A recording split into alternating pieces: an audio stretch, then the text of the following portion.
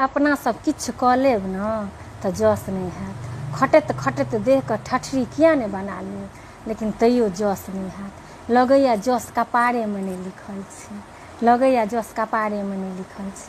72टा लुरि सीख कऽ सासुर एलहुँ आ तैयो आब ढंगे कहेलहुँ। 72 गो लुरि सीख कऽ सासुर एलहुँ आ तैयो आब ढंगे कहेलहुँ। घरवलाके तऽ अजबे हाल, विपक्षमे रहता हरदम ठार। एक रत्ती जे तरकारी मधनून रहत तऽ ऊपरसँ नून लऽ कऽ खेता। एक मिसिया जे नूनगर भऽ जायत तऽ लगता आँखिसँ गिर जेता, लगता आँखिसँ गिर जेता।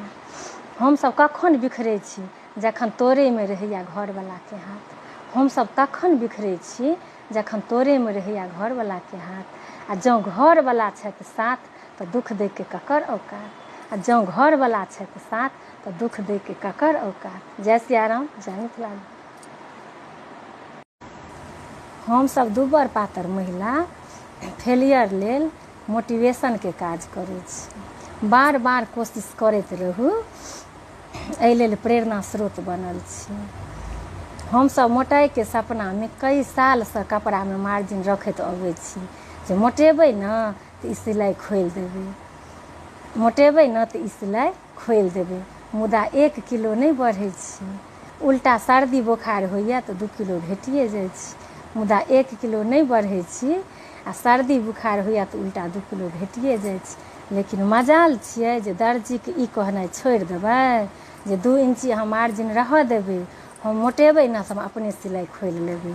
2 इंची अहाँ मार्जिन रहऽ देबै, हम मोटेबै ने तऽ सिलाइ अपने खोलि लेबै। 25-30 बरख बीत गेलै, एखन तक ओ दिन नहीं एलै। 25-30 बरख बीत गेलै, एखन तक ओ दिन नहीं एलै। मतलब सिलाइ खोलैके दिन नहीं एलै, सिलाइ खोलैके दिन नहीं एलै। तेँ हमसब दुबर पातर महिला फेलियर लेल मोटिवेशनके काज करै छी आ बार बार कोशिश करैत रहू, एहि लेल प्रेरणा स्रोत बनल छी। जय सिया राम, जय मिथिला धाम। कखनो कालके 1 मिनट 1 घंटा भऽ जाइ छै। केओ अहाँके बेल बजा कऽ 1 मिनट गेटपर रहतथि आ दौड़ कऽ अहाँ जायब गेट खोलै लए, ओ कहतथि हम तऽ 1 घंटासँ ठाढ़ छी। केओ ट्रेन पकड़ै लए जेतथि, 10-15 मिनट ट्रेन लेट रहत तऽ कहथिन जुग बीत गेलै ट्रेन नहीं एलै।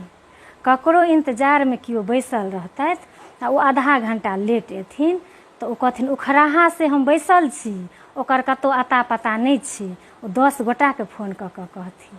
किनको एहिठाम केओ जेतथि आ कनि चाय देरीसँ एतनि तऽ कहतथि फलाँ एहिठाम तऽ हमरा 3 घंटामे 1 कप चाये भेटल।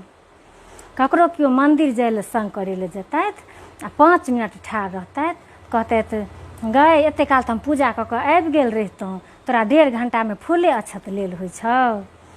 और अन्तमे हमरा सबके कनि सजे धजेमे टाइम लागि जाइए, लेकिन सब मुँहे सुनबनि, खास कऽ के पुरुष सबके मुँहे सुनबनि जे महिला सब सङ्गे कतहु जाय तऽ हुनका सबके तऽ तैयार होइमे 13 घंटा लगै छनि, 13 घंटा लगै छनि।